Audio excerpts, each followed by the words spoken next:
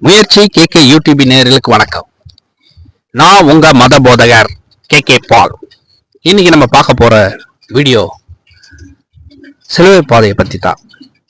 நம் தேவனாகிய கர்த்தர் நமக்காக, நம் பாவங்களுக்காக அவர் சிலுவையில் அறையப்பட்ட அந்த துயர நாளை தான் நம்ம குட் ஃப்ரைடே என்று நம்ம சொல்றோம்.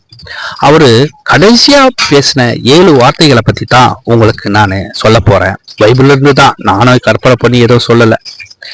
முதலாவது அவர் பேசுனது, பிதாவே இவர்களை மன்னியுங்கள், தங்கள் செய்கிறது என்னவென்றே அறியாதிருக்கிறார்கள். லூக்கா 23:34. அதாவது அந்த நேரத்திலையும் அவங்களுக்கு ஏசப்பா வேண்டாரு. ரெண்டாவது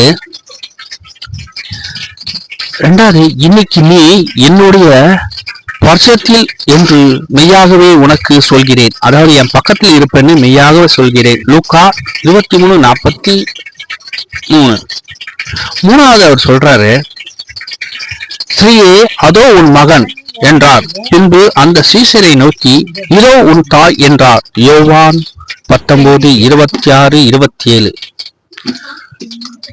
நாலாவது, என் தேவனே ஏன் என்னை கைவிட்டீர். மேத்யூ 27:46. ஐந்தாவது பேசுறாரு, தாகமா இருக்குது. ஏசப்பா எவ்வளவு கஷ்டத்துல சொல்லியிருப்பாரு, எனக்கு தாகமா இருக்குது. யோவான் 19:28. ஆறாவது வார்த்தை முடிஞ்சது. யோவான் 19:30. என் கதை முடிஞ்சிடுச்சு அப்படின்னு ஒரு வேதனையோட அவர் பேசுறாரு. ஏழாவது வசனம், பிதாவே உம்மிடத்தில் கையில் என்னை ஆவியை ஒப்புவிக்கிறேன். லூக்கா 23:46.